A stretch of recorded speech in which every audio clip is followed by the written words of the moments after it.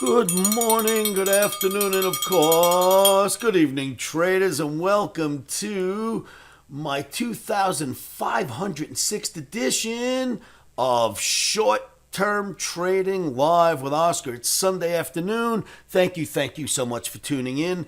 I have a Raiders game today, and I thought I would get out an early video. In fact, this video is something that I kind of stumbled upon while I was studying for a webinar, which I did this weekend on Saturday. Thank you, Ken Calhoun, for inviting me. Appreciate that, sir. And in that webinar, the study for such, I stumbled upon a couple of charts that I wanted to share with my Omniacs out there around the world. Remember that trading is risky no matter what you trade. Please put stops in, put them in first.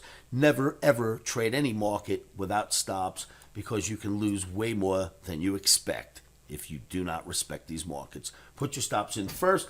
Video 2506 coming at you on a Sunday night, and this is slightly longer term view. A slightly longer term view, but I'll tell you right now, what I stumbled upon when I was doing my analysis, I showed about 25 charts, but the ones that really caught my attention are the two I'm going to show you right now. Nasdaq weekly bar chart. Weekly, this one. Each one of these bars represents a full week's worth of Nasdaq trading. You see this 200 bar moving average? Well, it is programmed into any algorithm ever written on Wall Street because it's one of the major common averages that we, have, I guess, become accustomed to using. And it's proven to work for so many years over time. Wall Street absolutely has adopted it. And it's big. So let's look at the Nasdaq on a weekly versus the 200 bar moving average. This is today, as of the close on Friday, top day. And as you can see, let me blow it up. The weekly settled below the 200 bar moving average. Now let's go take a look at the rest of this chart's life. The market, let me grab a little tool here so I can just illustrate very quickly. The market drops for COVID, boom, and just hits the 200 bar moving average. Does not break, hits it, rallies all the way back out, and we finally see it almost, and then we finally see it for real, top day now. So COVID made us go all the way down and touch the 200 bar moving average in the Nasdaq weekly. Has that happened since? Or prior? Let's go back and we'll just keep looking. Look at this. You didn't even get near it. Let's add more. You know what? Let's add more bars. We need as many bars as we can get on this bad boy. Let's say, give me everything you've got, and let's go look at this again. So during COVID, we did not break that 200 bar moving average in our NASDAQ. And now we're going to cruise along. We're down at 2019. In 2016, you didn't even get close. You just sort of got somewhere near it on a weekly, but you were, 1,000 points away from actually hitting it, 800 points away. And then we can go all the way back now where we are 2011. We're nowhere near that 200 bar moving average. It finally hits it when? 2008, 2009, that we understand. You finally broke the 200 bar moving average on the NASDAQ for 2008, 2009. We get that. And let's go back to today. Well, we are starting to break it now. And here's what caught my attention. Amazon is a huge piece of our stock market, a huge piece of our economy, and a huge piece of the NASDAQ, right? Well, Amazon has broken its 200 bar moving average and has dropped below it decisively since it broke. On the weekly, it's only broken one time since 2008. This is that time. In fact, let's go back. During COVID, you didn't even get close, right?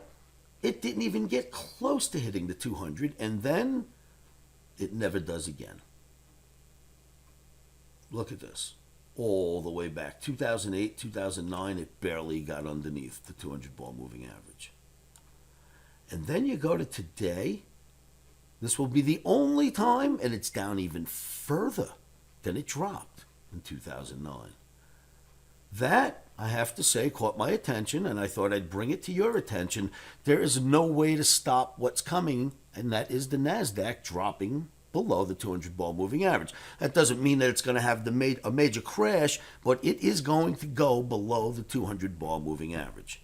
Now, nothing happens all at once, and when we speak about day trading during this coming week, we'll watch crude and see what the price of crude is, which may give us a short-term rally in even the S&P Nasdaq if crude drops. But for longer term, you're looking at a signal to tell us. Amazon is telling us that our Nasdaq is likely going to end up going below that average. So get ready for more downside. It was nice to see we had that big rally, and it was starting to change the complexion of the markets. The Fed starting to back off on interest rates and crude starting to drop, which gave us a decent rally. But, Powell decided to come out and punch a hole in all of that good stuff. No one is as big as the Fed in this world. And when it comes to our markets, the Fed spoke, and this is what we're getting. So now we have to look for more downside, even if we have a Santa Claus rally this week. That's what I wanted to show you, traders. This is for a little bit longer term. It's not for trading tomorrow, but keep this in mind. We've got an issue here because of what I showed you in Mr. Amazon. And that looks like it's correct, and it is an indicator, and it will come to pass. Traders, thank you for tuning in. I hope this helps for longer-term planning. And remember, stops are in.